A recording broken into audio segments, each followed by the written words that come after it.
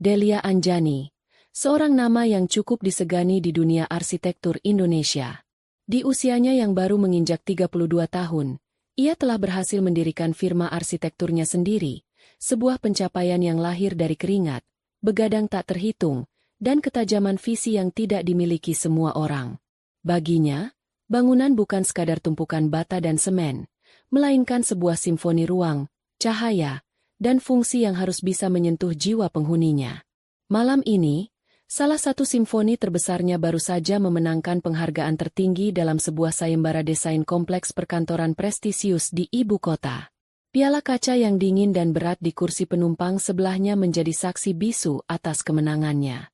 Mobil yang dikemudikannya membelah jalanan Jakarta yang mulai lengang. Lampu-lampu kota berpendar di kaca jendela, menciptakan kilasan warna-warni yang biasanya akan ia nikmati. Namun malam ini, pikirannya hanya tertuju pada satu hal, pulang. Pulang ke pelukan Dimas, suaminya. Pria yang telah menemaninya selama 5 tahun terakhir.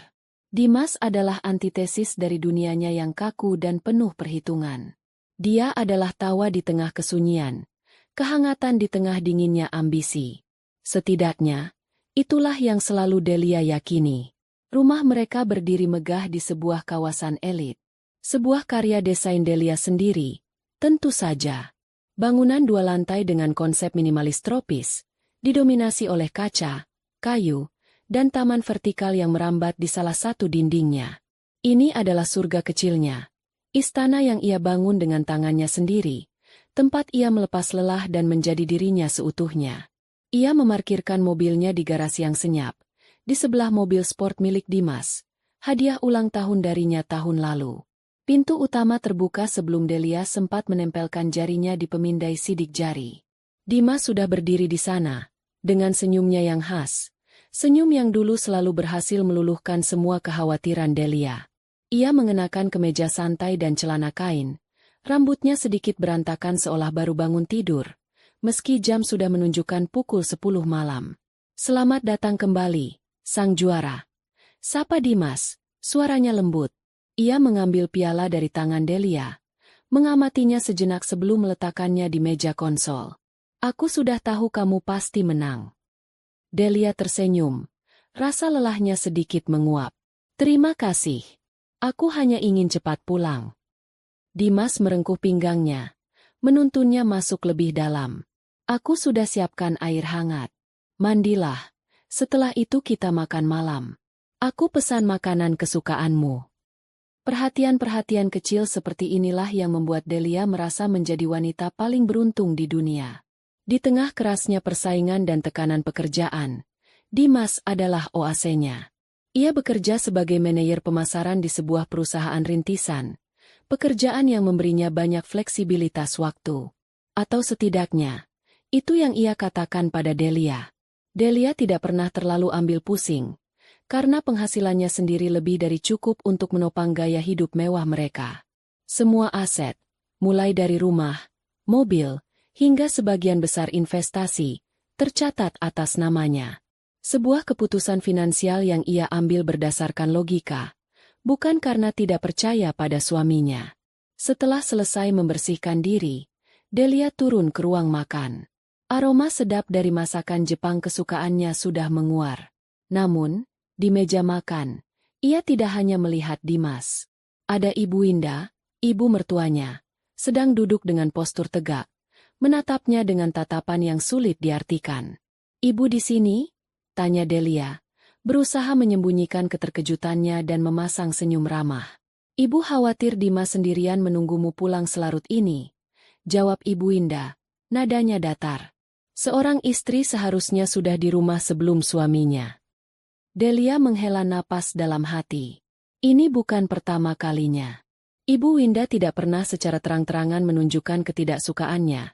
Namun sindiran-sindiran halus itu selalu ada, seperti duri kecil yang terus menusuk. Menurutnya, Delia terlalu dominan, terlalu sibuk, terlalu mandiri. Bukan sosok menantu idaman yang penurut dan menghabiskan waktunya di dapur. Maaf, Bu. Acaranya selesai sedikit larut. Jawab Delia sambil duduk di kursinya. Dimas buru-buru menengahi. Sudahlah, Bu. Yang penting kan Delia menang. Kita harus merayakannya. Ia menuangkan minuman untuk Delia dan ibunya, mencoba mencairkan suasana. Makan malam berlangsung dalam keheningan yang canggung. Ibu Winda lebih banyak berbicara dengan Dimas, memuji betapa sabarnya putranya itu memiliki istri yang super sibuk. Delia hanya menanggapinya dengan senyum tipis. Energinya sudah terkuras habis untuk berdebat. Ia hanya ingin menikmati malam kemenangannya dengan damai. Setelah makan malam, saat Delia sedang membereskan piala penghargaannya di ruang kerja, ponselnya bergetar. Sebuah notifikasi dari aplikasi perbankan. Notifikasi yang sama yang muncul setiap bulan untuk tagihan kartu kredit tambahan yang ia berikan pada Dimas. Biasanya ia tidak pernah membukanya, karena ia percaya penuh pada suaminya. Tapi entah kenapa, malam ini jarinya tergerak untuk menyentuh layar itu. Matanya membelalak. Tagihannya jauh lebih besar dari biasanya. Ia menggulir daftar transaksi itu. Ada banyak pembelian di butik-butik mewah, jam tangan, dan beberapa kali makan malam di restoran mahal yang Delia yakin tidak pernah ia kunjungi bersama Dimas. Hatinya mulai terasa tidak enak. Ia mencoba mengingat-ingat. Apakah Dimas pernah bercerita membeli barang-barang ini? Lalu pandangannya terpaku pada satu transaksi yang paling janggal. Sebuah transfer dalam jumlah yang cukup besar ke rekening. Perorangan. Nama pemilik rekening itu tidak ia kenali. Gita Anjani. Nama belakangnya sama dengan Delia. Sebuah kebetulan yang terasa aneh. Sedang apa? Suara Dimas mengejutkannya. Ia berdiri di ambang pintu, menatapnya dengan kening berkerut. Delia cepat-cepat mengunci layar ponselnya. Tidak ada. Hanya mengecek email pekerjaan. Kebohongan itu keluar begitu saja dari mulutnya. Terasa pahit. Dimas tersenyum, mendekat dan memijat pundak Delia. Sudah malam. Jangan pikirkan pekerjaan terus. Ayo istirahat. Besok kita rayakan kemenanganmu seharian. Delia hanya mengangguk, membiarkan dirinya dituntun ke kamar tidur. Namun di dalam benaknya, ribuan pertanyaan mulai berputar. Siapa Gita Anjani? Mengapa Dimas mentransfer uang sebanyak itu padanya? Mengapa semua pengeluaran ini dirahasiakan darinya? Malam itu, Delia berbaring di samping suaminya, pura-pura tertidur. Ia bisa merasakan napas teratur Dimas, pria yang berbagi ranjang dengannya, pria yang ia cintai dengan segenap hatinya. Namun untuk pertama kalinya, Dimas terasa seperti orang asing. Surga yang ia bangun dengan susah payah terasa retak. Di balik dinding kaca rumah mewahnya, Delia merasakan hawa dingin yang menusuk tulang. Ia curiga, ada sesuatu yang disembunyikan darinya. Sesuatu yang besar dan berpotensi menghancurkan segalanya. Benih kecurigaan itu telah tertanam, dan ia tahu, benih itu akan terus tumbuh dalam gelap, menanti saat yang tepat untuk membongkar kebusukan yang tersembunyi. Beberapa hari berikutnya, Delia mencoba mengabaikan perasaan itu. Ia menyibukkan diri dengan proyek-proyek baru, meyakinkan dirinya bahwa ia hanya terlalu lelah dan paranoid. Mungkin saja transfer itu untuk urusan bisnis Dimas yang tidak ia ketahui. Mungkin saja pengeluaran itu adalah untuk hadiah kejutan baginya. Ia berusaha keras untuk percaya pada suaminya. Namun, kejanggalan-kejanggalan kecil terus bermunculan.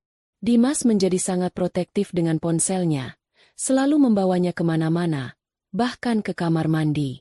Ia sering menerima telepon di balkon, berbicara dengan suara berbisik.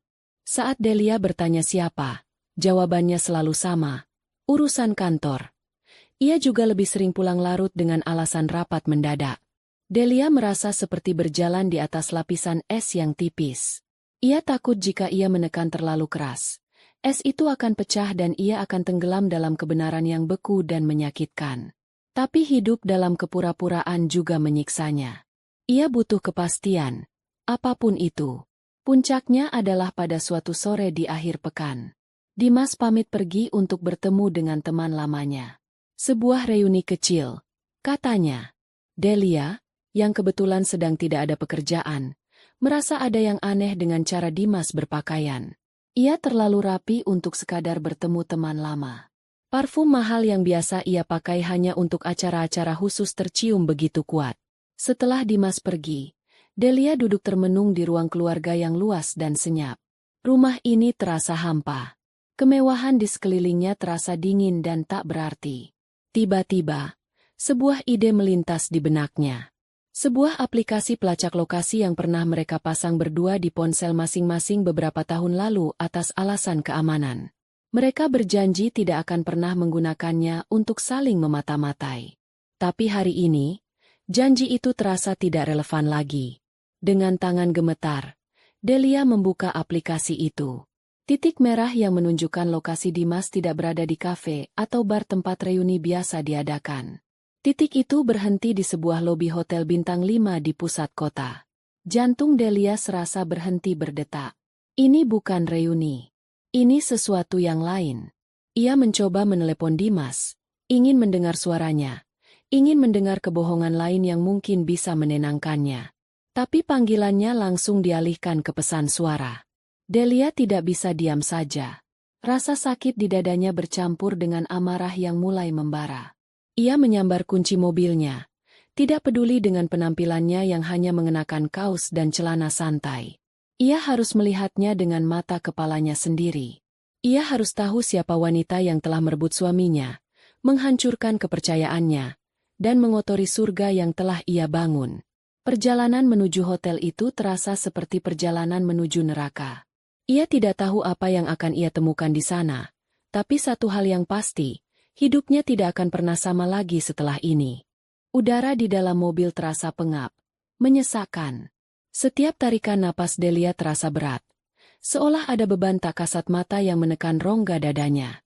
Titik merah di layar ponselnya tidak bergerak, tetap diam di lokasi yang sama, sebuah restoran mewah dengan pemandangan kota yang terletak di lantai teratas hotel itu. Nama restorannya terdengar familiar, tempat yang pernah ingin Delia kunjungi bersama Dimas untuk merayakan ulang tahun pernikahan mereka. Namun Dimas selalu menolaknya dengan alasan terlalu mahal dan berlebihan. Ironis, Delia memarkir mobilnya di basement hotel dengan gerakan mekanis. Pikirannya kosong, namun kakinya terus melangkah, membawanya masuk ke lobi yang gemerlap. Ia menaiki lift menuju restoran. Jantungnya berdebar begitu kencang hingga ia bisa mendengarnya sendiri di telinganya yang berdenging. Setiap lantai yang terlewati terasa seperti satu langkah lebih dekat menuju penghakiman. Pintu lift terbuka, menyuguhkan pemandangan interior restoran yang elegan. Alunan musik jazz yang lembut dan tawa renyah para pengunjung menyambutnya. Sebuah kontras yang menyakitkan dengan badai yang berkecamuk di dalam dirinya. Seorang pramusaji menyambutnya dengan ramah. "Selamat malam, Ibu. Sudah ada reservasi?" Delia tidak menjawab. Matanya menyapu seluruh ruangan, mencari satu-satunya wajah yang ia kenal. Dan di sana, di sebuah meja sudut dekat jendela kaca besar yang menyuguhkan pemandangan kerlip lampu kota, ia melihatnya. Dimas. Ia tidak sendirian. Di hadapannya duduk seorang wanita muda, cantik, dengan rambut panjang tergerai. Mereka tertawa bersama. Tatapan Dimas pada wanita itu begitu memuja. Tatapan yang sudah lama tidak pernah Delia dapatkan. Dunia Delia seakan runtuh saat itu juga. Udara di sekitarnya menipis. Ia melihat Dimas menyendokkan sepotong kue ke mulut wanita itu dengan gerakan yang begitu mesra. Wanita itu tertawa manja, menyandarkan kepalanya sejenak di bahu Dimas. Itu adalah Gita Anjani. Delia tidak tahu pasti, tapi instingnya berteriak bahwa wanita itulah pemilik nama di laporan transaksi banknya. Kaki Delia bergerak sendiri, membawanya mendekati meja itu. Ia tidak punya rencana, tidak tahu harus berkata apa. Yang ada hanyalah rasa sakit yang begitu hebat.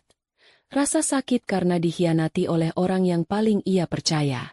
"Dimas," panggil Delia. Suaranya bergetar, nyaris seperti bisikan. Dimas dan wanita itu menoleh serempak. Wajah Dimas yang tadinya ceria langsung berubah pucat pasi. Keterkejutan, rasa bersalah, dan ketakutan tercampur aduk di matanya. Sementara wanita itu, Gita, menatap Delia dari atas ke bawah dengan tatapan meremehkan, seolah menilai penampilan Delia yang acak-acakan. "Delia, kamu ngapain di sini?" tanya Dimas, tergagap. Ia buru-buru menarik tangannya dari meja, mencoba menciptakan jarak dari Gita. "Seharusnya aku yang bertanya, Kamu ngapain di sini? Balas Delia. Suaranya sedikit lebih keras, menarik perhatian beberapa pengunjung di meja sekitar. Katamu ada reuni teman lama. Apa ini teman lamamu? Ia menunjuk Gita dengan dagunya. Gita tersenyum sinis. Kenapa? Kamu nggak suka lihat suami kamu bahagia? Mulut Delia ternganga. Keberanian wanita ini membuatnya muak. Bahagia di atas penderitaan orang lain? Murahan. Jaga bicaramu, Delia. Bentak Dimas, kini berdiri dari kursinya. Ia tidak membela Delia. Ia justru membela selingkuhannya. Ini semua tidak seperti yang kamu pikirkan. Kamu hanya salah paham. Salah paham. Delia tertawa. Tawa yang terdengar sumbang dan penuh kepedihan. Aku melihatmu menyuapinya. Aku melihat cara kamu menatapnya. Dan aku melihat bukti transfer puluhan juta dari rekening kita ke rekeningnya. Bagian mana yang salah kupahami, Dimas? Wajah Dimas semakin pias. Ia tidak menyangka Delia akan mengetahui sejauh itu. Ia kehilangan kata-kata. Di saat itulah Gita mulai berakting. Matanya berkaca-kaca. Bibirnya bergetar. Ia menatap Dimas dengan tatapan memelas. Mas Dimas, aku jadi nggak enak. Mungkin sebaiknya aku pergi. Istrimu sepertinya tidak suka denganku. Tidak, kamu di sini saja. Cegah Dimas. Suaranya melunak saat berbicara pada Gita. Lalu ia kembali menatap Delia dengan tajam. Lihat apa yang kamu lakukan? Kamu mempermalukan kita semua. Ayo kita bicara di rumah. Aku tidak akan pergi dari sini sebelum kamu jelaskan siapa perempuan ini. Tuntut Delia. Air matanya sudah menggenang di pelupuk. Cukup. Sebuah suara keras dan familiar terdengar dari belakang Delia. Ia menoleh. Dan dunianya kembali dihantam untuk kedua kalinya malam itu. Ibu Winda, ibu mertuanya, berdiri di sana dengan wajah merah padam karena marah. Dari mana ia datang? Apa semua ini sudah direncanakan? Ibu? Bisik Delia. Tidak percaya. Ibu Winda berjalan melewati Delia tanpa menatapnya sedikitpun. Ia langsung menghampiri Gita. Membelai rambutnya dengan lembut seolah Gita adalah anaknya sendiri. Sabar ya, nak, jangan takut. Kemudian, ia berbalik menghadap Delia. Tatapannya menusuk, penuh kebencian. Jadi ini kelakuanmu? Mengikuti suamimu seperti anjing pelacak? Meneror wanita baik-baik seperti Gita? Kamu tidak punya malu. Delia terpaku. Kata-kata itu begitu menusuk.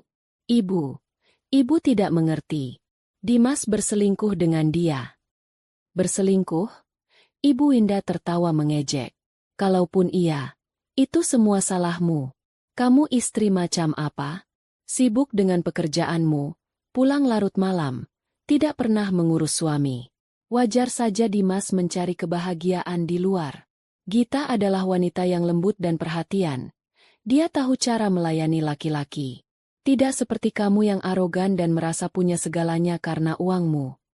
Setiap kata yang keluar dari mulut Ibu Winda adalah belati yang mengoyak hati Delia. Ia tidak pernah menyangka, ibu dari pria yang ia cintai bisa begitu membencinya. Gita, melihat ada pembelaan, semakin menjadi-jadi. Ia mulai terisak.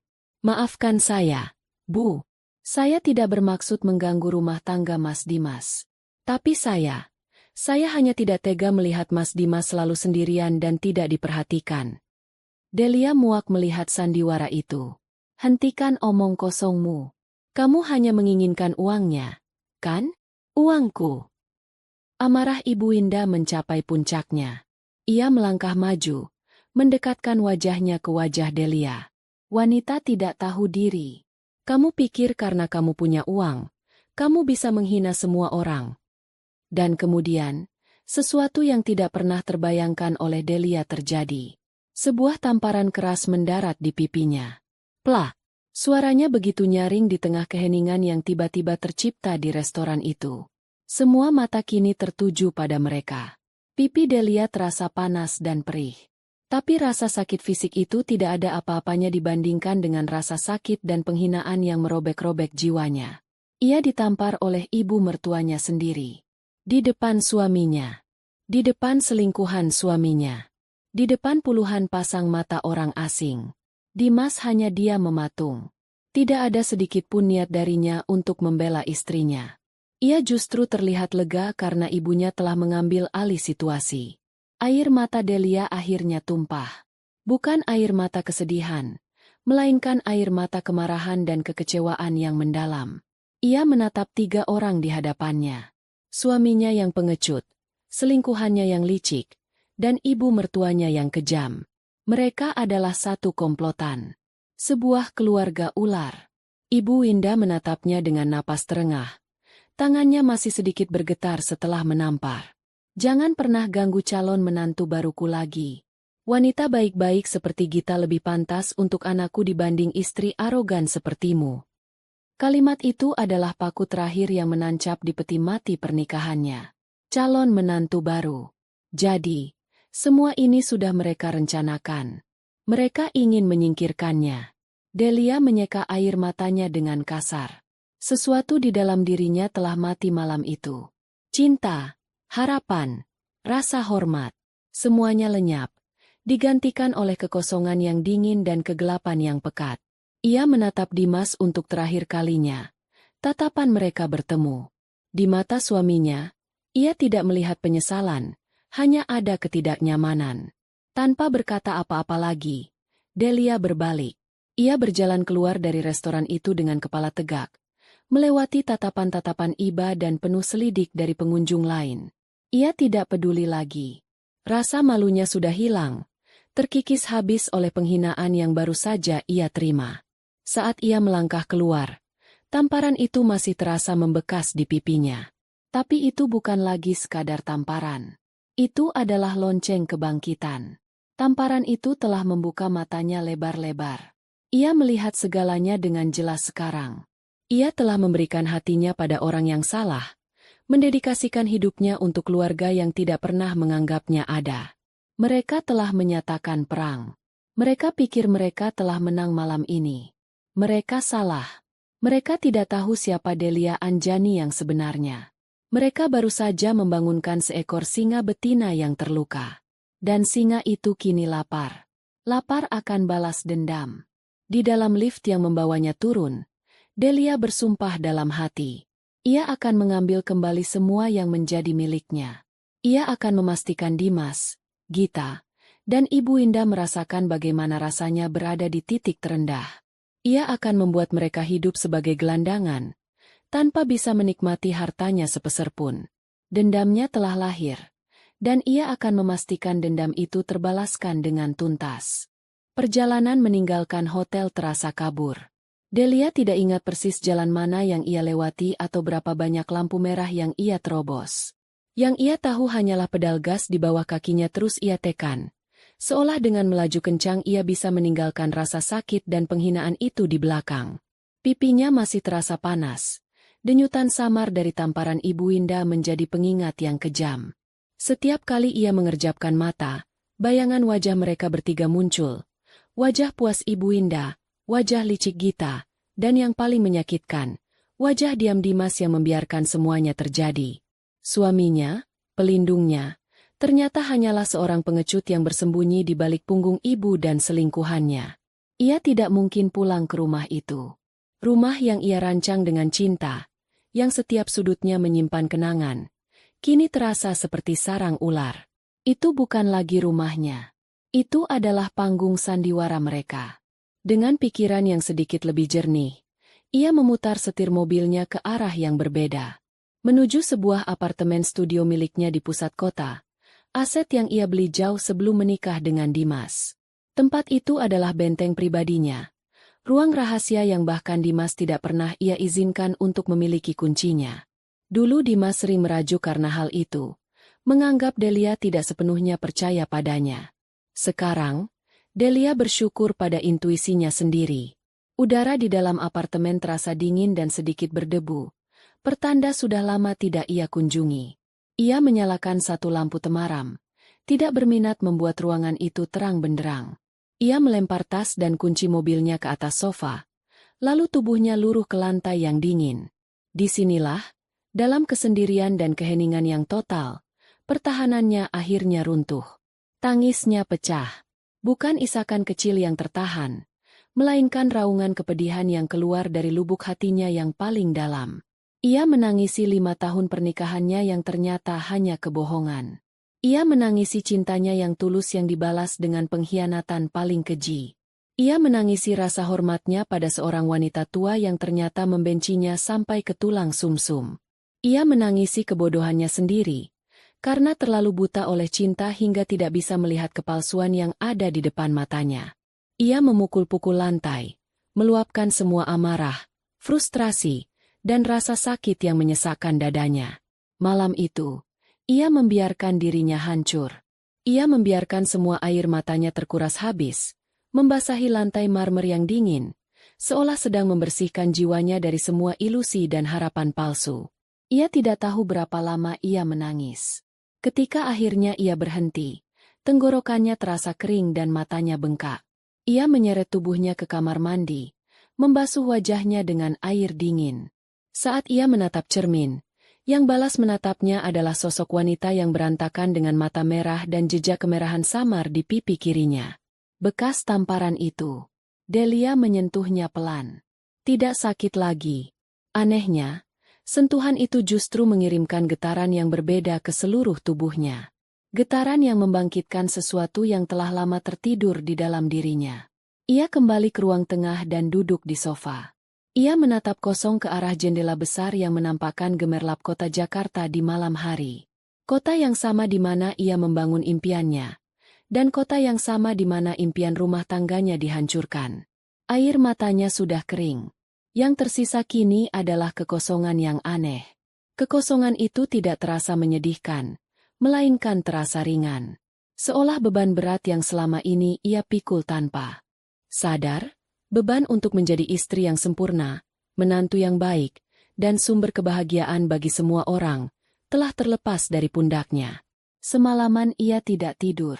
Ia hanya duduk di sana, membiarkan pikirannya bekerja, menyusun ulang kepingan-kepingan hidupnya yang hancur menjadi sebuah mosaik baru. Sebuah gambaran yang lebih jelas dan jujur. Ia mengingat semua sindiran Ibu Winda selama ini. Ia mengingat semua kebohongan kecil Dimas. Ia mengingat semua pengeluaran tidak wajar yang coba ia abaikan. Semuanya adalah pertanda yang ia pilih untuk tidak ia lihat. Tamparan itu, sekeras dan semenghinakan apapun rasanya, adalah sebuah berkah terselubung. Tamparan itu telah membangunkannya. Saat fajar pertama mulai mewarnai langit timur, Delia bangkit. Ada sebuah keputusan yang telah mengeras di dalam hatinya. Sekeras baja, ia berjalan ke dapur, membuat secangkir kopi hitam pekat tanpa gula. Ia meminumnya perlahan, merasakan pahitnya kafein menjernihkan sisa-sisa kekacauan di kepalanya. Ia sudah selesai menangis. Ia sudah selesai merasa menjadi korban. Sekarang adalah waktunya untuk bertindak. Ia mengambil ponselnya, mengabaikan puluhan panggilan tak terjawab dan pesan dari Dimas yang mungkin berisi kebohongan-kebohongan lainnya. Jarinya mencari satu nama di daftar kontaknya. Raka, sahabatnya sejak zaman kuliah, seorang pria cerdas dan berkepala dingin yang kini menjadi salah satu pengacara perceraian terbaik di kota itu. Telepon berdering 2 kali sebelum diangkat. Delia? Tumben telepon pagi-pagi buta. Sapa suara serak Raka di seberang sana. Raka, aku butuh bantuanmu, ucap Delia. Suaranya terdengar berbeda, bahkan di telinganya sendiri. Tidak ada getar tangis. Tidak ada histeria. Yang ada hanya nada yang dingin, datar, dan penuh ketegasan. Raka sepertinya bisa merasakan perubahan itu. Bantuan apa? Kamu baik-baik saja? Suaramu aneh. Delia menarik napas panjang, menghembuskannya perlahan. Aku mau cerai. Terdengar keheningan sejenak di seberang telepon. Raka tahu Delia sangat mencintai Dimas. Permintaan ini pastilah dipicu oleh sesuatu yang luar biasa. Apa yang terjadi? Ceritanya panjang. Tapi intinya, Dimas selingkuh. Dan ibu mertuaku lebih membela selingkuhannya dibanding aku. Dia menamparku di depan umum tadi malam. Delia menceritakan kejadian itu dengan singkat, tanpa emosi, seolah sedang melaporkan sebuah fakta dalam rapat kerja. Brengsek, umpat Raka, tidak bisa menahan diri. Dia menamparmu? Di mana kamu sekarang? Aku akan ke sana. Tidak perlu, potong Delia. Aku aman. Aku tidak butuh simpati. Raka, aku butuh pengacara. Aku mau kamu yang mengurus semuanya. Tentu saja, Del. Apapun yang kamu butuhkan, jawab Raka. Nadanya berubah serius, beralih dari mode sahabat ke mode pengacara. Apa yang kamu inginkan dari perceraian ini? Delia berjalan ke arah jendela, menatap matahari yang mulai meninggi. Sebuah awal yang baru. Sebuah hari pembalasan. Aku mau mereka tidak mendapatkan sepeser pun hartaku, katanya. Setiap kata diucapkan dengan penekanan yang tajam. Rumah, mobil, investasi, semua yang atas namaku. Aku mau itu semua tetap menjadi milikku. Aku mau membatalkan semua fasilitas yang aku berikan pada Dimas. Aku mau memastikan dia dan perempuan itu, juga ibunya, tidak bisa lagi menikmati hidup mewah dari uangku. Ia berhenti sejenak, lalu menambahkan dengan suara yang lebih dingin dari sebelumnya. Aku mau mereka merasakan hidup di jalanan. Raka. Aku mau mereka tahu bagaimana rasanya tidak punya apa-apa. Raka terdiam cukup lama, mencerna permintaan klien pertamanya di pagi hari itu. Permintaan yang brutal, tapi ia bisa memahami dari mana datangnya amarah itu. Kamu yakin? Prosesnya bisa jadi sangat kotor dan panjang, Del. Aku tidak pernah seyakin ini seumur hidupku, jawab Delia. Mereka sudah menghancurkan hatiku. Sekarang, aku akan menghancurkan hidup mereka. Baiklah, kata Raka akhirnya. Kalau begitu, dengarkan aku. Pertama, jangan hubungi Dimas atau ibunya. Jangan balas pesan apapun. Kedua, kumpulkan semua bukti yang kamu punya. Laporan kartu kredit, bukti transfer itu. Catat semua kejanggalan yang kamu ingat. Ketiga, kita bertemu di kantorku jam 10 pagi ini. Kita akan susun strategi. Aku akan di sana, kata Delia. Setelah menutup telepon, Delia merasakan sebuah energi baru mengalir di dalam dirinya. Energi yang lahir dari dendam. Ia tidak lagi merasa hancur. Ia merasa memiliki tujuan. Ia membuka laptopnya, mulai mengumpulkan semua dokumen keuangan, perjanjian pranikah yang pernah mereka tanda tangani, dan semua bukti digital yang ia miliki. Air matanya mungkin telah mengering, tapi hatinya kini telah berubah menjadi baja. Baja yang dingin, keras, dan siap untuk ditempa menjadi senjata pembalasan yang paling tajam. Kantor hukum Raka O Partners menempati satu lantai di sebuah gedung perkantoran megah. Pemandangannya menghadap langsung ke jantung distrik bisnis Jakarta. Interiornya modern dan minimalis, didominasi warna abu-abu dan putih, memberikan kesan serius dan profesional. Delia duduk di seberang meja kayu besar milik Raka, meletakkan sebuah map tebal berisi dokumen-dokumen yang berhasil ia kumpulkan. Penampilannya sudah berubah total dari wanita patah hati semalam. Hari ini ia mengenakan blazer hitam yang pas di badan, rambutnya disanggul rapi, dan riasan wajahnya sempurna menutupi sisa bengkak di matanya.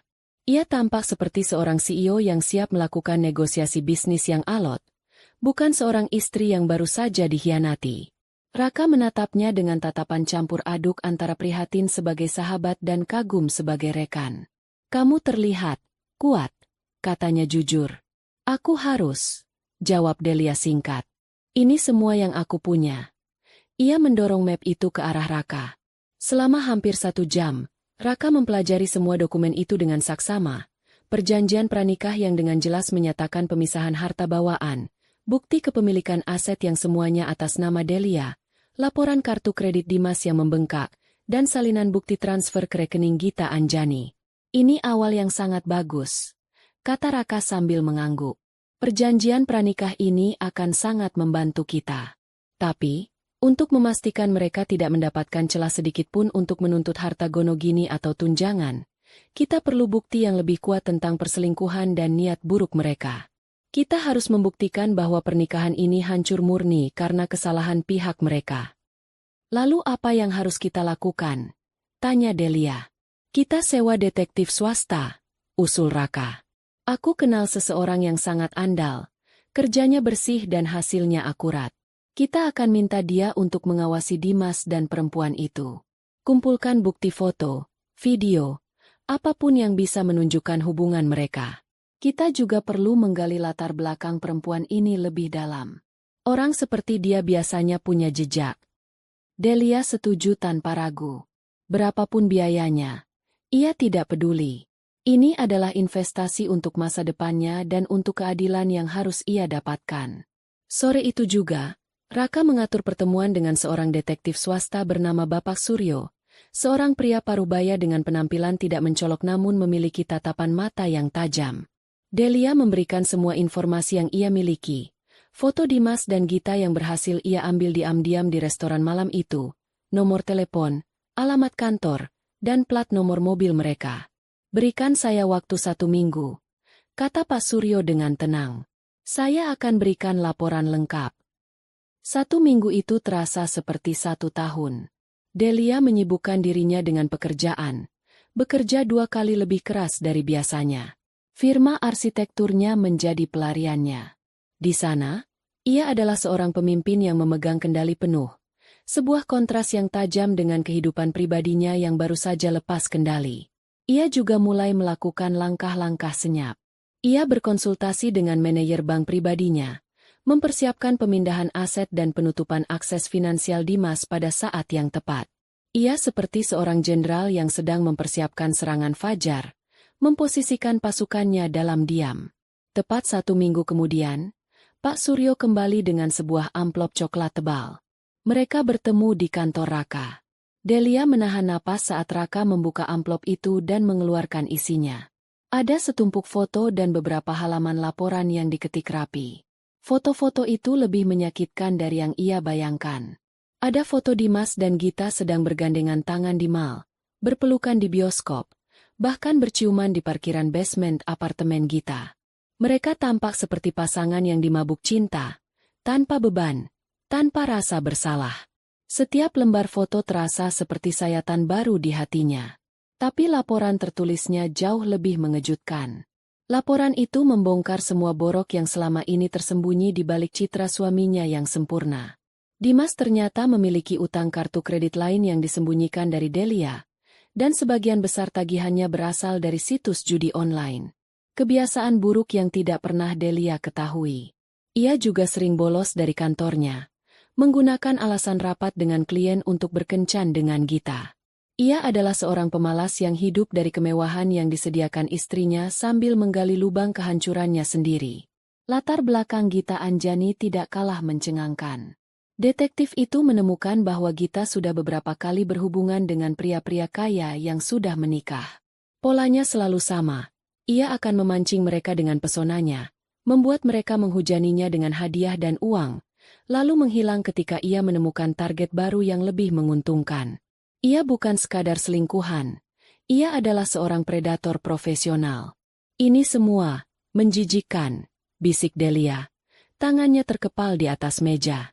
Ini lebih dari cukup untuk memenangkan kasus perceraian kita, Del, kata Raka. Tapi tunggu, masih ada lagi.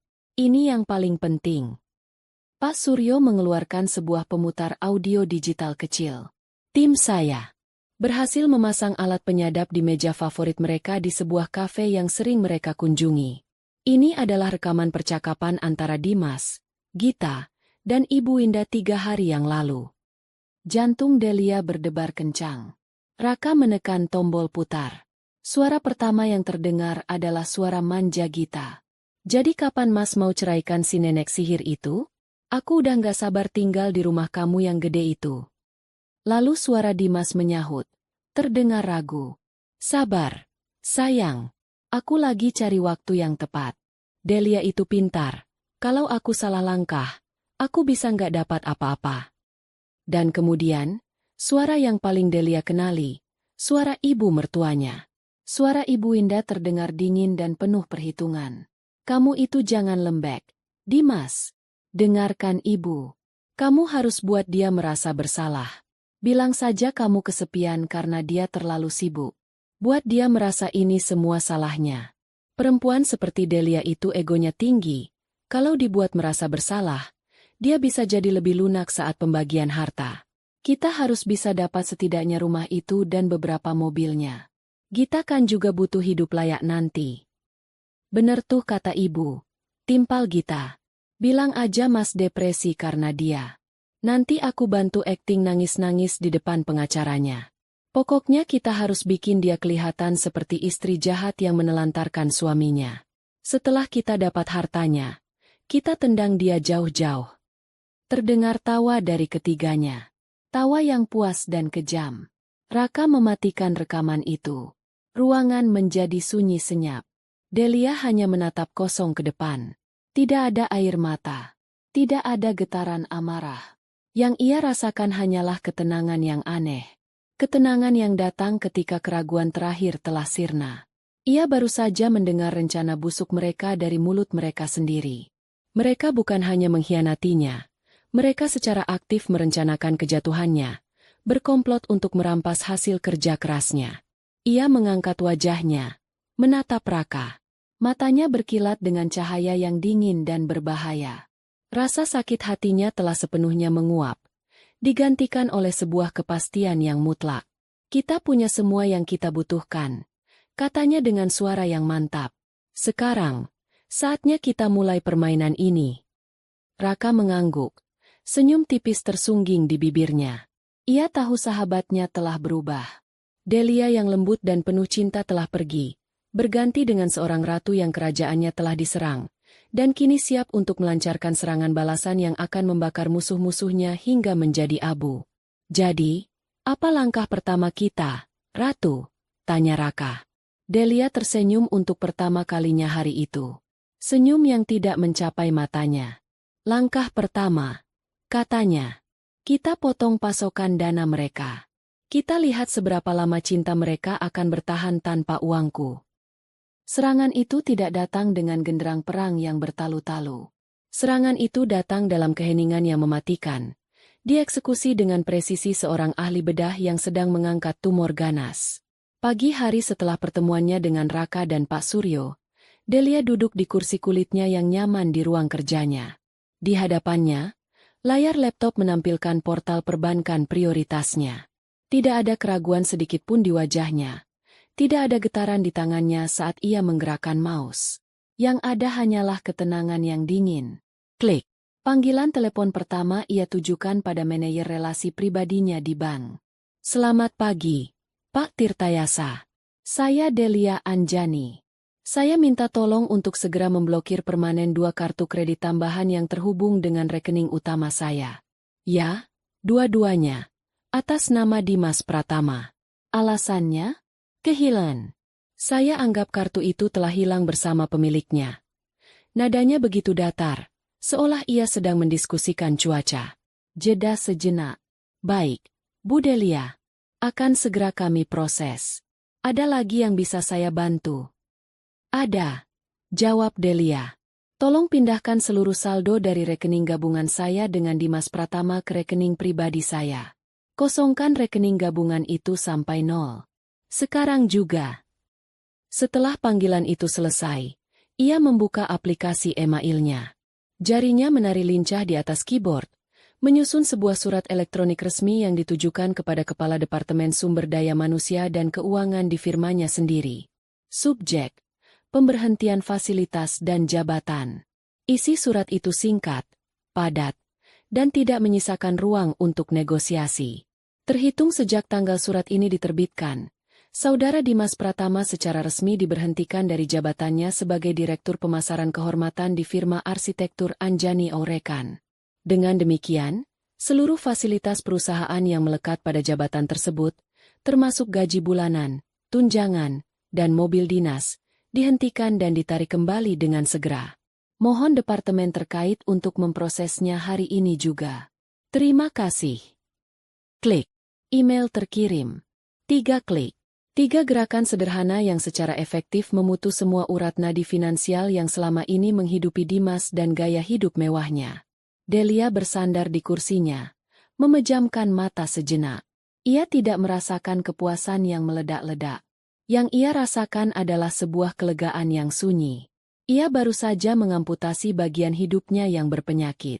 Prosesnya menyakitkan, tapi itu perlu dilakukan untuk menyelamatkan keseluruhan dirinya. Gerbang emas menuju kerajaannya kini telah tertutup dan terkunci rapat. Di belahan kota yang lain, di sebuah butik mewah yang mengeluarkan aroma kulit dan parfum mahal, Dimas dan Gita sedang merayakan kemenangan prematur mereka. Mereka belum tahu bahwa sumber kekayaan mereka sudah kering kerontang. Yang ini bagus enggak, Mas? Tanya Gita sambil mematut diri di depan cermin, menenteng sebuah tas tangan keluaran terbaru yang harganya setara dengan sebuah mobil LCGC. Warnanya cocokkan sama kulit aku. Apapun yang kamu pakai pasti cocok, sayang. Jawab Dimas sambil tersenyum. Ia merasa seperti raja dunia. Rencananya dan ibunya berjalan mulus. Setelah insiden di restoran, Delia tidak menghubunginya sama sekali. Ia menganggap Delia sedang merajuk dan pada akhirnya akan luluh juga. Ia hanya perlu memberikan istrinya itu sedikit waktu untuk mendinginkan kepala. Sementara itu, ia bisa bersenang-senang dengan Gita. Ya udah, aku mau yang ini, putus Gita dengan manja. Mereka berjalan ke kasir dengan langkah angkuh. Totalnya 127 juta rupiah. Kata Pramuniaga dengan senyum terlatih. Dimas mengeluarkan kartu kredit utamanya, kartu platinum tanpa batas yang diberikan Delia, dengan gerakan penuh gaya. Ia menyerahkannya kepada kasir seolah sedang memberikan sedekah. Ia sudah membayangkan betapa terkesannya Gita. Pramuniaga itu menggesek kartu. Dua kali. Lalu ia menatap Dimas dengan ekspresi sedikit canggung. Mohon maaf, Pak. Kartunya ditolak. Senyum di wajah Dimas membeku. Ditolak? Nggak mungkin. Coba lagi. Pramuniaga itu mencoba lagi. Hasilnya sama. Maaf, Pak. Tulisannya, transaksi tidak diizinkan. Wajah Dimas mulai memerah. Beberapa pasang mata di butik itu mulai melirik ke arah mereka. Gita menatapnya dengan kening berkerut. Kok bisa, Mas? Coba pakai kartu yang lain. Dengan sedikit panik, Dimas mengeluarkan kartu kedua, kartu cadangan yang juga dari Delia. Ia menyerahkannya dengan harapan cemas. Hasilnya lebih buruk. Kartu ini sudah diblokir, Pak. Keringat dingin mulai membasahi pelipis Dimas. Ini tidak mungkin terjadi. Delia tidak akan pernah sejauh ini. Pasti ada kesalahan sistem. Oke. Tunggu sebentar. Ia berjalan sedikit menjauh dari meja kasir, mencoba menelepon Delia. Panggilannya tidak masuk. Hanya ada nada sibuk yang terus-menerus. Ia mencoba lagi. Sama saja. Ia mengirim pesan singkat. Tidak ada centang biru tanda terkirim. Ia baru sadar. Nomornya telah diblokir. Panik yang sesungguhnya mulai menjalari dirinya. Ini bukan kesalahan sistem. Ini disengaja. Delia sedang melakukan sesuatu. Sayang, kayaknya ada masalah sama ban. Kita ke tempat lain aja, ya? Nanti aku transfer, katanya pada Gita, berusaha terdengar tenang. Wajah Gita sudah masam. Kok gitu sih? Aku kan maunya tas ini sekarang. Sabar dong. Ini pasti cuma sebentar. Bujuk Dimas. Tapi di dalam hatinya, firasat buruk mulai membayangi. Ia meninggalkan Gita yang merengut di butik itu dengan janji akan segera kembali. Ia harus pulang. Harus bicara langsung dengan Delia. Ia memacu mobil sportnya, mobil yang dibelikan Delia, dengan kecepatan tinggi. Pikirannya kacau. Bagaimana bisa Delia melakukan ini? Apa perempuan itu sudah gila? Sesampainya di depan gerbang rumah megah mereka, ia menekan klakson. Biasanya satpam akan langsung membukakan gerbang. Tapi hari ini, gerbang itu tetap tertutup rapat. Satpam keluar dari posnya, menghampiri mobilnya dengan wajah serba salah. Maaf, Pak Dimas. Saya tidak bisa membukakan gerbang. Apa maksudmu tidak bisa? Saya ini pemilik rumah. Bentak Dimas. Perintah dari Ibu Delia. Pak, mulai hari ini, Bapak tidak diizinkan masuk lagi ke area rumah. Kata satpam itu dengan nada menyesal. Amarah Dimas meledak. Ia turun dari mobil, menggedor-gedor gerbang besi itu seperti orang kesetanan. "Delia, keluar kamu! Jangan gila kamu, Delia!" teriaknya. Tapi tidak ada jawaban. Rumah itu tampak senyap dan tak berpenghuni. Ia mencoba menggunakan kunci yang ia miliki untuk membuka pintu kecil di samping gerbang. Kuncinya masuk, tapi tidak bisa diputar. Gemboknya telah diganti. Napasnya memburu. Rasa panik kini bercampur dengan ketakutan yang nyata. Ia seperti orang asing di depan rumahnya sendiri. Dengan putus asa, ia berlari ke pintu utama, melompati pagar tanaman. Ia menekan bel berkali-kali, menggedor pintu kayu yang kokoh itu dengan kepalan tangannya hingga terasa sakit. "Neil!" Saat ia hendak berteriak lagi, matanya menangkap sesuatu yang tertempel di pintu. Sebuah amplop coklat besar dengan kop surat firma hukum. Tangannya yang gemetar meraih amplop itu dan merobeknya dengan kasar. Di dalamnya ada beberapa lembar kertas. Lembar pertama adalah surat pemberitahuan pemecatannya.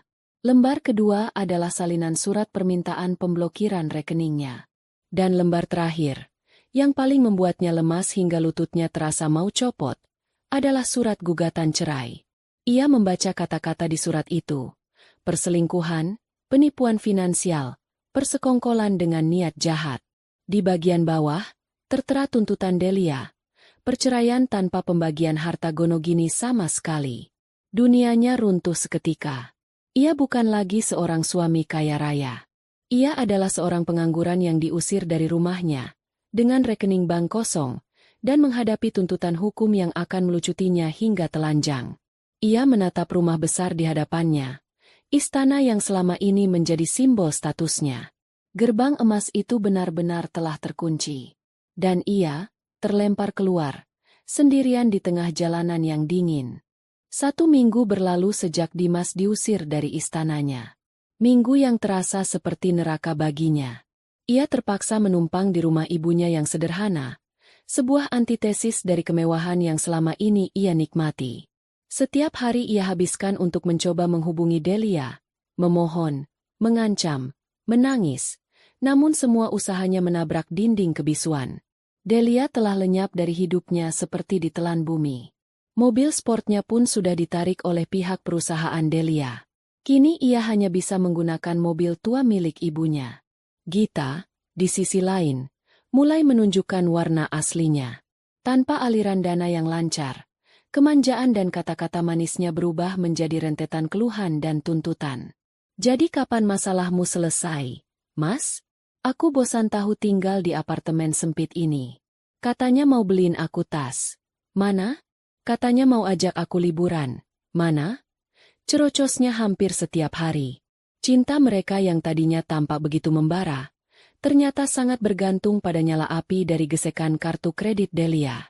Sementara itu, di menara kantornya yang sejuk, Delia dan Raka sedang menyusun fase kedua dari rencana mereka. Fase yang menargetkan langsung sang serigala betina, Gita.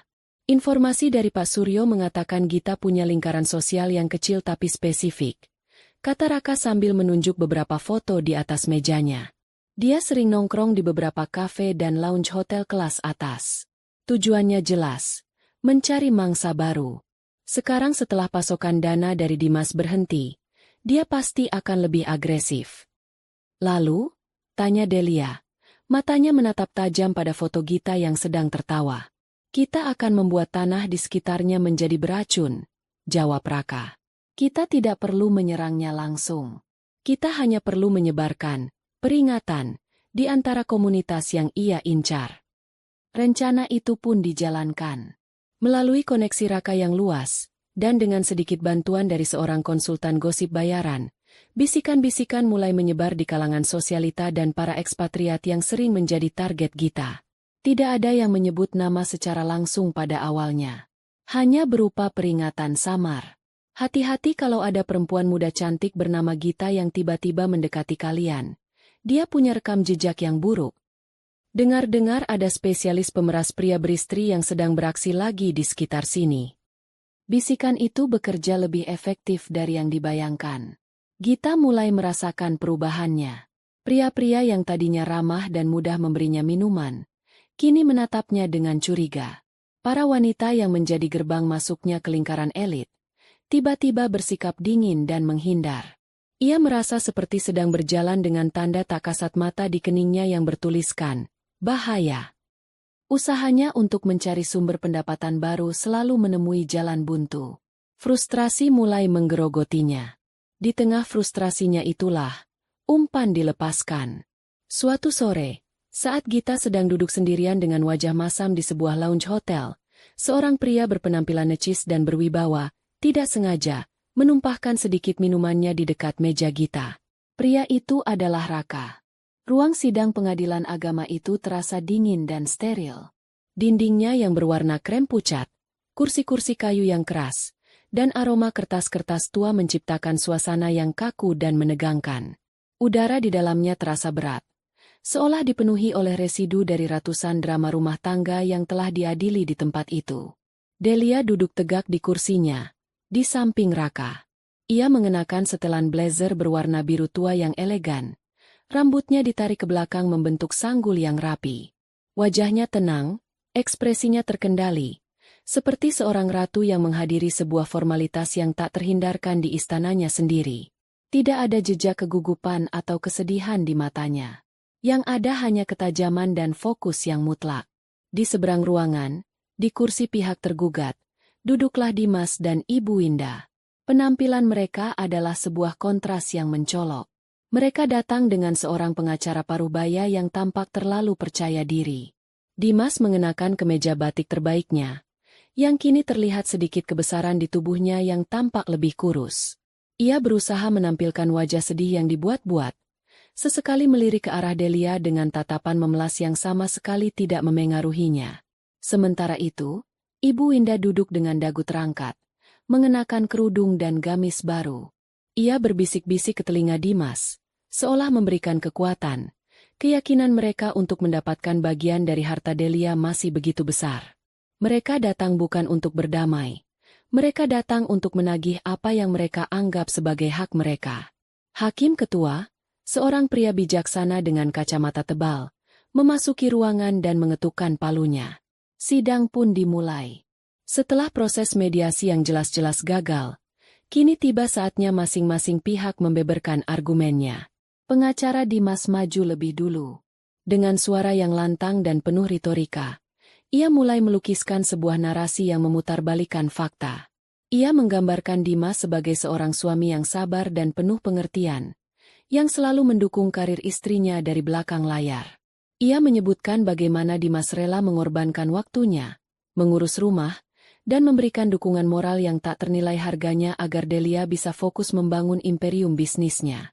Yang mulia, kata pengacara itu dengan nada dramatis, klien saya, Saudara Dimas Pratama, merasa kesepian dan terabaikan. Istrinya, penggugat, terlalu sibuk dengan dunianya sendiri. Ia pulang larut malam, sering bepergian keluar kota, dan perlahan-lahan melupakan perannya sebagai seorang istri. Kehadiran Saudari Gita dalam hidup klien saya bukanlah sebuah perselingkuhan, melainkan sebuah bentuk pelarian dari rasa hampa. Sebuah tangisan minta tolong dari seorang suami yang tidak didengarkan. Delia hampir tertawa mendengarnya. Narasi yang persis seperti yang ia dengar dalam rekaman itu. Mereka benar-benar menjalankan skenario busuk mereka. Pengacara itu melanjutkan, oleh karena itu, kami menolak tuduhan perselingkuhan sebagai satu-satunya penyebab keretakan rumah tangga ini. Kami berpendapat bahwa ada kelalaian dari pihak penggugat. Dan berdasarkan kontribusi non-material yang sangat besar dari klien saya selama 5 tahun pernikahan, kami menuntut pembagian harta gonogini sebesar 50% dari seluruh aset yang diperoleh selama masa pernikahan, termasuk rumah kediaman bersama, kendaraan, dan aset investasi lainnya. Ibu Winda mengangguk-angguk puas mendengar tuntutan itu. Dimas menatap Delia, seolah berkata, "Lihat, aku juga punya kekuatan." Setelah pengacara itu selesai, hakim mempersilakan pihak Delia untuk berbicara. Raka berdiri dengan tenang. Ia tidak langsung membantah. Ia berjalan perlahan ke depan meja hakim, membawa sebuah boks berisi map-map tebal. Yang mulia, Raka memulai dengan suara yang jelas dan mantap. Kami menghargai narasi indah yang baru saja disampaikan oleh rekan pengacara saya. Sebuah cerita tentang suami yang berkorban. Namun sayangnya, cerita itu hanyalah fiksi. Kami di sini untuk menyajikan fakta. Raka membuka map pertama. Fakta nomor 1. Adanya perjanjian pranikah yang sah secara hukum, ditandatangani oleh kedua belah pihak sebelum menikah. Perjanjian ini dengan jelas menyatakan pemisahan penuh atas harta bawaan dan harta yang diperoleh masing-masing pihak selama pernikahan.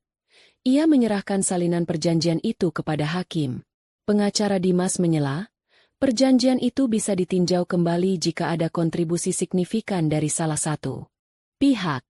Yang mulia. Tepat sekali, balas Raka tanpa menoleh. Mari kita lihat kontribusi signifikan dari saudara tergugat. Ia membuka map kedua, yang berisi puluhan lembar foto mengkilap. Ini adalah bukti foto yang diambil selama beberapa minggu terakhir. Ini bukan pelarian sesaat, Yang mulia. Ini adalah sebuah hubungan terlarang yang intens dan sistematis. Raka meletakkan foto-foto itu satu persatu di hadapan hakim. Foto Dimas dan Gita berciuman di mobil, berpelukan di lobi apartemen, makan malam romantis di berbagai restoran mewah. Wajah Dimas berubah pucat seperti mayat. Ibu Winda ternganga, tidak percaya putranya bisa sebodoh itu hingga meninggalkan jejak yang begitu jelas. Selanjutnya, mari kita bicara soal finansial, lanjut Raka, membuka map ketiga. Ini adalah laporan keuangan dari firma milik klien saya. Saudara Dimas memang diberi jabatan direktur pemasaran, namun faktanya, ini adalah jabatan kehormatan. Tidak ada kontribusi pekerjaan nyata yang pernah ia lakukan. Gajinya adalah murni pemberian dari klien saya sebagai seorang istri. Kemudian ia mengeluarkan laporan kartu kredit. Ini adalah tagihan kartu kredit tambahan milik saudara Dimas. Seperti yang bisa Yang Mulia lihat, pengeluarannya membengkak untuk barang-barang mewah, hotel, dan restoran yang tidak pernah ia kunjungi bersama istrinya. Uang yang seharusnya menjadi dukungan rumah tangga, justru ia gunakan untuk membiayai selingkuhannya. Pukulan berikutnya lebih telak. Dan yang lebih parah, Yang Mulia. Kami menemukan fakta bahwa saudara Dimas memiliki utang tersembunyi dari situs judi online. Ini bukti mutasinya. Raka menyerahkan setumpuk bukti transfer lagi. Ini bukan karakter seorang suami yang suportif. Ini adalah karakter seorang penjudi dan penipu. Dimas menunduk dalam-dalam, tidak berani mengangkat wajahnya. Ibunya mulai gelisah di kursinya. Dan puncak dari niat buruk tergugat, kata Raka, suaranya kini terdengar lebih berat.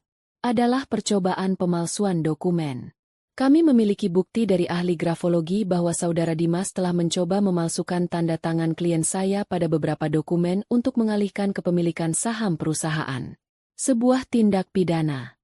Seluruh ruangan hening. Hakim menatap Dimas dengan sorot mata yang sangat tajam dan penuh kekecewaan. Pengacara Dimas tampak syok. Jelas ia tidak diberitahu mengenai fakta-fakta ini oleh kliennya. Dan sebagai penutup, Yang Mulia, kata Raka, untuk membuktikan bahwa semua ini bukan sekadar kelalaian, melainkan sebuah rencana jahat yang terstruktur, kami mohon izin untuk memutarkan sebuah bukti audio. Hakim mengangguk. Raka mengeluarkan sebuah pemutar audio. Ia menekan tombol putar, dan suara dari kafe itu pun memenuhi ruang sidang yang senyap. Suara Gita yang manja, suara Dimas yang ragu-ragu, dan yang paling mengerikan, suara dingin Ibu Winda yang sedang menyusun strategi untuk menguras harta menantunya sendiri. Kita harus buat dia merasa bersalah, perempuan seperti Delia itu egonya tinggi. Kita harus bisa dapat setidaknya rumah itu. Suara itu menggema, membongkar semua kebusukan mereka hingga ke akarnya. Ibu Winda gemetar hebat, wajahnya pucat pasi. Ia menatap Raka dengan tatapan benci bercampur ngeri, seolah melihat setan. Setelah rekaman selesai, keheningan terasa memekakan. Raka kembali ke kursinya, tugasnya telah selesai. Hakim melepas kacamatanya, memijat pangkal hidungnya. Ia menatap Dimas dan Ibu Winda dengan tatapan yang dingin. Tatapan seseorang yang sudah kehilangan semua rasa hormat. Tidak ada lagi yang perlu dikatakan. Bukti-bukti itu begitu telak, begitu memalukan. Setelah beberapa saat, ia memakai kembali kacamatanya dan mengetukkan palunya dengan keras. Setelah mendengarkan keterangan dari kedua belah pihak dan menimbang semua bukti yang telah diajukan, pengadilan memutuskan. Suara hakim terdengar tegas dan final. 1. Mengabulkan gugatan cerai dari pihak penggugat, Saudari Delia Anjani. Terhitung sejak hari ini, pernikahan antara penggugat dan tergugat dinyatakan putus karena perceraian. 2. Lanjutnya, matanya menatap lurus ke arah Dimas. Berdasarkan bukti-bukti yang tidak terbantahkan mengenai adanya perselingkuhan, penipuan finansial, serta niat buruk yang direncanakan oleh pihak tergugat, maka pengadilan menolak sepenuhnya tuntutan pembagian harta Gonogini. Palu diketuk sekali lagi. Lebih keras. Perjanjian pranikah dinyatakan sah dan berlaku penuh. Seluruh aset yang terdaftar atas nama penggugat tetap menjadi hak milik penggugat seutuhnya. Pihak tergugat tidak berhak mendapatkan apapun. Putusan itu bagaikan petir di siang bolong bagi Dimas dan ibunya. Mereka membeku, tidak percaya dengan apa yang baru saja mereka dengar. Semua harapan mereka, semua rencana serakah mereka, hancur berkeping-keping dalam sekejap. Hakim menutup sidang. Saat orang-orang mulai beranjak, Dimas dan Ibu Winda masih terpaku di kursi mereka. Wajah mereka adalah topeng kekalahan dan kehinaan mutlak. Badai itu telah usai. Dan yang tersisa hanyalah puing-puing dari keserakahan mereka. Delia menarik napas dalam-dalam untuk pertama kalinya hari itu. Ia menang. Udara di luar gedung pengadilan terasa panas dan menyesakan. Kontras dengan dinginnya pendingin udara di ruang sidang. Langit Jakarta berwarna abu-abu, dipenuhi polusi, seolah ikut merasakan suasana hati yang keruh setelah sebuah pertempuran usai. Delia melangkah keluar, diapit oleh Raka. Ia tidak merasa gembira. Tidak ada euforia kemenangan. Yang ada hanyalah perasaan lega yang hampa, seperti seorang pasien yang baru saja berhasil melewati operasi pengangkatan organ tubuh yang sudah membusuk. Prosesnya menyakitkan, tapi ia tahu ia akan lebih sehat setelahnya. Selamat, Del. Kamu akhirnya bebas, kata Raka pelan sambil menepuk pundaknya. Terima kasih, Ra. Aku tidak bisa melakukannya tanpa kamu, jawab Delia. Sebuah senyum tipis yang tulus akhirnya terukir di bibirnya. Mereka berjalan menyusuri koridor yang ramai menuju tempat parkir. Langkah Delia terasa lebih ringan dari bulan-bulan sebelumnya. Beban di pundaknya seolah telah terangkat. Ia sudah siap untuk memulai lembaran baru, menghapus semua jejak masa lalunya yang kelam. Namun, saat mereka tiba di area parkir yang berdebu, ia melihat dua sosok yang membuatnya berhenti melangkah. Di bawah terik matahari, di samping mobilnya, berdiri Dimas dan Ibu Winda. Mereka tidak lagi didampingi pengacara mereka yang mungkin sudah kabur karena malu. Penampilan mereka kini jauh dari kesan angkuh yang mereka tunjukkan di awal persidangan. Mereka tampak kuyu, kalah, dan menyedihkan. Kemeja batik Dimas lepek oleh keringat. Rambutnya acak-acakan. Ibu Winda, yang biasanya selalu tampil rapi dan menjaga wibawa, kini terlihat tua dan rapuh. Kerudungnya sedikit miring, matanya merah dan bengkak karena tangis yang ditahan. Mereka menunggu, seperti dua pengemis yang menantikan belas kasihan terakhir. Raka menatap Delia, seolah bertanya tanpa suara, "Mau pergi saja?" Delia menggeleng pelan. Ia harus menghadapi ini untuk terakhir kalinya. Ia harus menutup bab ini dengan tangannya sendiri. Dengan langkah mantap, ia berjalan mendekat. Melihatnya datang, Dimas langsung melesat maju. Wajahnya penuh kepanikan dan penyesalan yang terlambat. "Delia, tunggu. Tolong, kita perlu bicara," katanya. Suaranya serak dan putus asa. Delia hanya menatapnya tanpa ekspresi. "Aku minta maaf, Del. Aku benar-benar minta maaf atas segalanya," lanjut Dimas.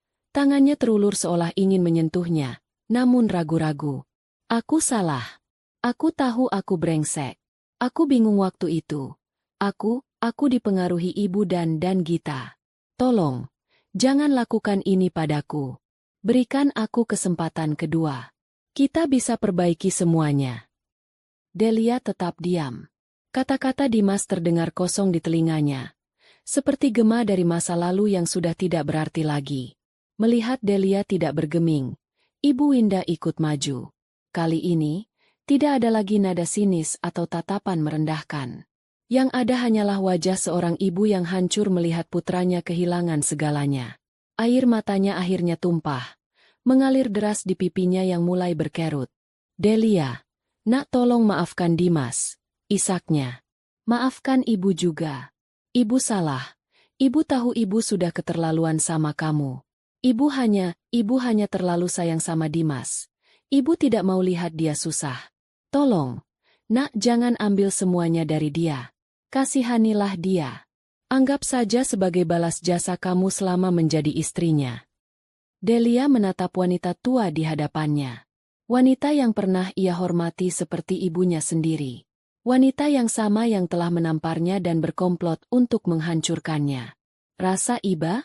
Tidak ada sedikit pun perasaan itu yang tersisa. Dan kemudian, dalam puncak keputusasiaannya, Ibu Winda melakukan hal yang tak terduga. Ia menjatuhkan dirinya ke tanah.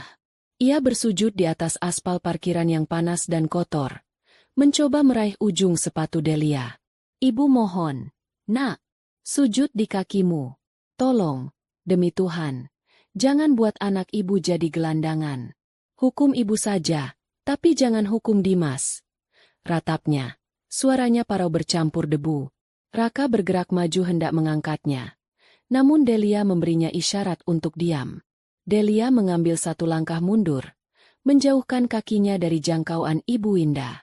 Ia menatap turun pada sosok yang sedang bersujud itu, lalu beralih menatap Dimas yang hanya bisa menangis tertahan di belakang ibunya. Terlalu pengecut bahkan untuk menghentikan ibunya sendiri dari perbuatan yang begitu menghinakan. Semua kebisingan dunia seakan lenyap. Yang terdengar di telinga Delia hanyalah gema dari sebuah tamparan di restoran mewah malam itu. Ia akhirnya membuka mulutnya. Suaranya terdengar sangat tenang, jernih, dan tanpa emosi. Seolah ia sedang berbicara dengan orang asing. Jangan bersujud di hadapan saya, Bu. Simpan saja tenaga ibu, katanya. Ia berhenti sejenak, membiarkan kata-katanya meresap. Tamparan ibu malam itu di restoran, itu adalah hal terbaik yang pernah terjadi pada saya. Lanjutnya, matanya menatap lurus ke mata Ibu Winda yang terbelalak kaget. Tamparan itu bukan hanya mengenai pipiku, tapi juga membangunkan aku dari mimpi buruk yang saya kira adalah pernikahan saya. Ibu, dengan tangan ibu sendiri, telah membebaskan saya. Untuk itu, saya tidak akan pernah melupakannya. Kemudian, tatapannya beralih pada Dimas, yang kini menatapnya dengan horor. Dan kamu, kata Delia, suaranya berubah menjadi lebih dingin. Kamu bahkan tidak sebanding dengan rasa benciku. Kamu tidak ada artinya. Itulah kata-kata terakhirnya. Tanpa menoleh lagi, Delia berbalik. Raka dengan sigap membukakan pintu mobil untuknya. Ia masuk, menyalakan mesin yang menderu halus, seolah ikut merasakan kebebasan majikannya. Ia melajukan mobilnya perlahan keluar dari area parkir. Dari kaca spion, ia bisa melihat pemandangan terakhir dari kehidupan lamanya. Dimas yang sedang berusaha payah membangunkan ibunya yang masih tersungkur menangis di atas aspal yang panas. Dua sosok yang semakin mengecil, semakin kabur, hingga akhirnya lenyap dari pandangannya. Delia tidak menoleh lagi. Ia menatap lurus ke depan. Ke jalanan yang terbentang luas. Ia sendirian, tapi ia utuh. Ia terluka, tapi ia bebas. Babak baru dalam hidupnya telah resmi dimulai. 1 tahun telah berlalu. Waktu, seperti seorang arsitek yang sabar, telah meruntuhkan puing-puing masa lalu Delia dan membangun kembali fondasi hidupnya menjadi sesuatu yang lebih kokoh, lebih megah, dan jauh lebih indah. Setahun yang lalu, ia adalah seorang wanita yang hancur, berjuang keluar dari reruntuhan pernikahannya.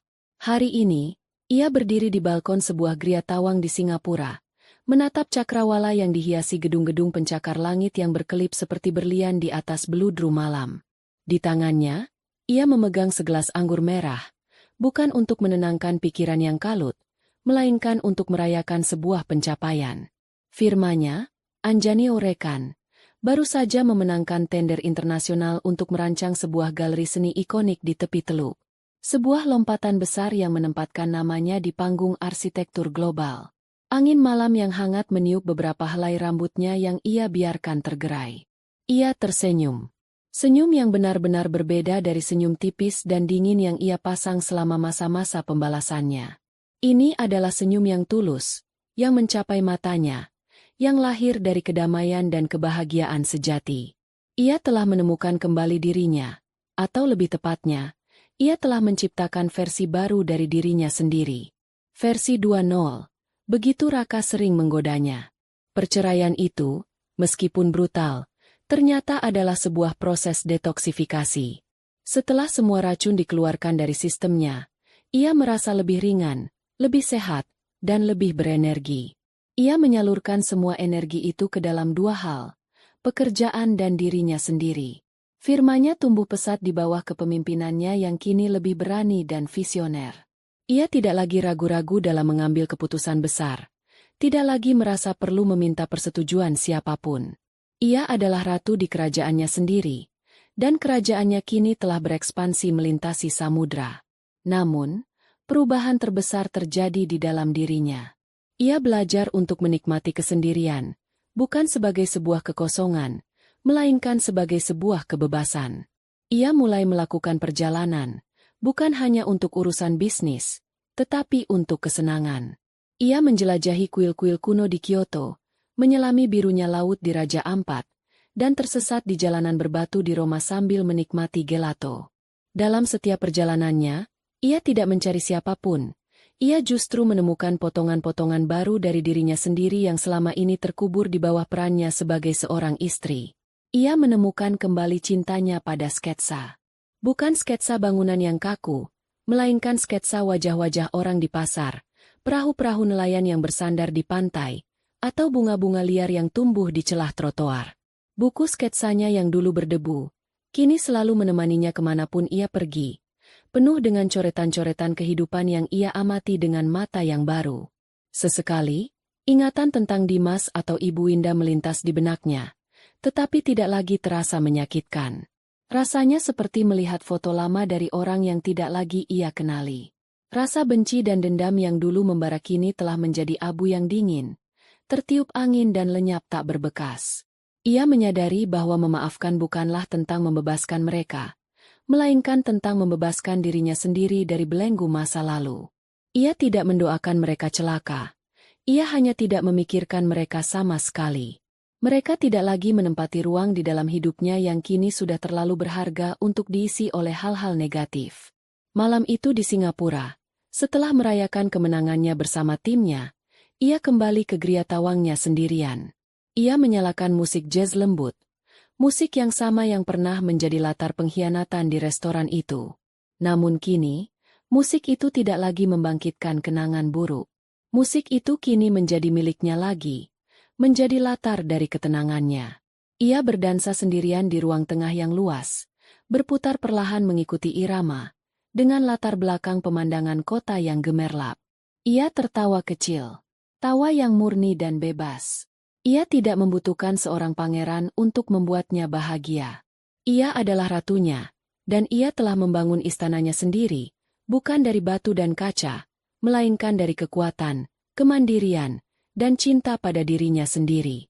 Lembaran baru dalam hidupnya bukanlah halaman kosong.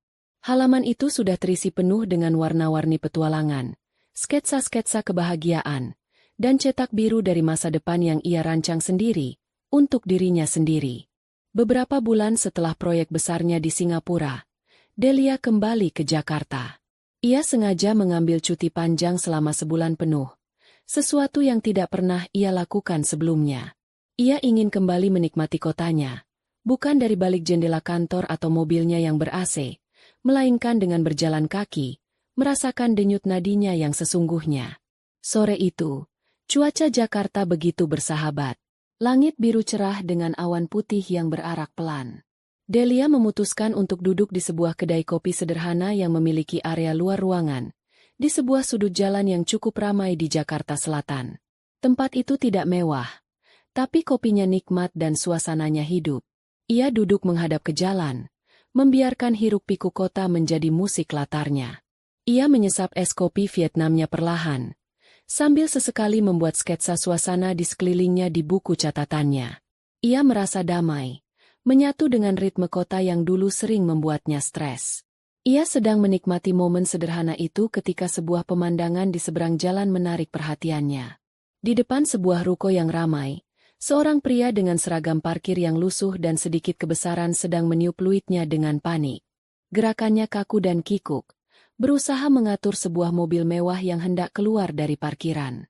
Keringat membasahi pelipisnya, wajahnya legam terbakar matahari, dan ada raut kelelahan yang mendalam di matanya. Delia menyipitkan matanya. Ada sesuatu yang familiar dari postur pria itu. Saat pria itu berbalik untuk menerima beberapa lembar uang lecek dari pengemudi mobil, jantung Delia berhenti sesaat. Itu Dimas, suaminya, mantan suaminya. Pria yang dulu selalu tampil necis dengan kemeja bermerek dan jam tangan mewah, yang parfum mahalnya bisa tercium dari jarak beberapa meter. Pria yang dulu mengendarai mobil sport dan hidup bergelimang kemewahan dari uangnya. Kini berdiri di bawah terik matahari, menjadi seorang juru parkir liar, membungkuk-bungkuk demi beberapa ribu rupiah. Delia hanya menatap, tanpa ekspresi. Ia mengamati bagaimana Dimas dengan cepat menyembunyikan uang itu di sakunya, lalu kembali meniup luitnya, memanggil mobil lain untuk masuk. Tidak ada lagi sisa-sisa pesona atau keangkuhan di dirinya. Yang ada hanyalah seorang pria yang kalah, yang berjuang untuk bertahan hidup dari hari ke hari. Pandangan Delia kemudian menyapu area di sekitarnya, seolah mencari sesuatu. Dan ia menemukannya. Beberapa meter dari tempat Dimas berdiri, duduk di emperan sebuah toko yang sudah tutup, seorang wanita tua terkantuk-kantuk. Posturnya bungkuk, kepalanya ditutupi kerudung kusam, dan di pangkuannya ada sekeranjang kecil berisi tisu kemasan. Sesekali ia terbangun, menawarkan tisunya kepada pejalan kaki yang lewat. Namun kebanyakan dari mereka hanya melirik sekilas dan terus berjalan. Itu Ibu Winda. Wanita yang dulu selalu duduk di sofa empuk di rumahnya sambil melontarkan sindiran-sindiran tajam. Wanita yang dulu menamparnya dengan penuh keyakinan di sebuah restoran mewah. Kini duduk di lantai yang kotor, menjadi salah satu dari ribuan wajah kaum papa di ibu kota yang seringkali tak terlihat. Saat Delia sedang mengamatinya, seorang petugas keamanan toko sebelah menghampiri Ibu Winda, membentaknya dengan kasar dan mengusirnya untuk tidak duduk di situ. Ibu Winda hanya bisa mengangguk pasrah, lalu dengan langkah gontai, ia menggeser tempat duduknya beberapa meter lebih jauh, tampak begitu kecil dan tak berdaya. Dan Gita? Delia bahkan tidak perlu mencarinya. Serigala seperti dia pasti sudah lama pergi dari kota ini, mencari hutan baru untuk berburu mangsa baru. Ia tidak punya loyalitas pada siapapun kecuali pada dirinya sendiri. Delia bersandar di kursinya, meletakkan pensilnya. Ia menatap dua sosok itu bergantian. Dimas yang berteriak-teriak parau mengatur parkir, dan ibunya yang menatap kosong kejalanan dengan dagangan tisu yang tak laku. Tidak ada rasa kasihan di dalam hatinya. Tidak ada rasa iba. Yang ada justru sebuah perasaan geli yang aneh. Sebuah kepuasan yang sunyi melihat bagaimana alam semesta bekerja dengan caranya yang begitu puitis dan ironis. Mereka ingin menikmati hartanya, dan sekarang mereka harus mengemis recehan di jalanan. Mereka telah mengusirnya dari surga palsu yang mereka ciptakan, dan kini mereka hidup di neraka yang nyata. Sebuah senyum tipis mulai tersungging di bibir Delia. Senyum itu perlahan melebar, dan kemudian, sebuah tawa kecil lolos dari mulutnya. Bukan tawa jahat atau tawa kemenangan yang angkuh, melainkan tawa geli. Tawa seseorang yang baru saja menyaksikan adegan penutup dari sebuah komedi absurd. Tawa yang melepaskan sisa-sisa terakhir dari beban masa lalunya. Ternyata, karma tidak perlu ditunggu lama. Bisiknya pada diri sendiri, lebih kepada angin daripada kepada siapapun. Ia mengangkat cangkir kopinya, seolah bersulang pada pemandangan di hadapannya. Kemudian, ia memalingkan wajahnya. Ia tidak lagi tertarik untuk menonton. Pertunjukan mereka sudah selesai. Ia kembali fokus pada halaman kosong di buku sketsanya, pada es kopinya yang masih dingin, dan pada sisa sorenya yang cerah dan damai. Masa depan terbentang di hadapannya, seputih halaman buku sketsanya, siap untuk ia isi dengan gambar-gambar yang jauh lebih indah. Dan di suatu tempat di seberang jalan, dua hantu dari masa lalunya perlahan memudar, menjadi tidak lebih dari sekadar bagian dari latar belakang pemandangan kota yang sibuk.